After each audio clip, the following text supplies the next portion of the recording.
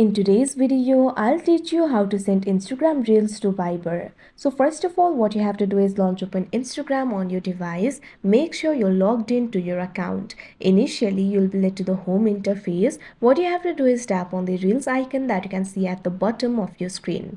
Now you'll be able to view the Reels over here. Find the Reel that you would like to send. Once you do that, tap on the share icon that you can see on that particular Reel. Now you can see over here, you'll be able to share it. You'll be able to find various options over here. If you find the option for Viber, tap on it. Otherwise, tap on the share option that you can see right over here on your screen.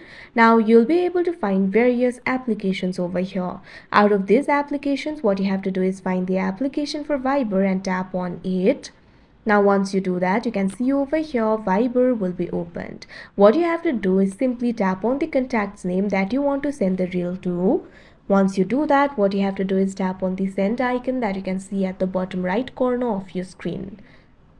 Now you can see over here that particular Instagram reel will be sent. Now if they tap on it, you can see over here that particular Instagram reel will be opened. So that is how you send Instagram reels to Viber. I hope you found this video helpful. Thank you for watching.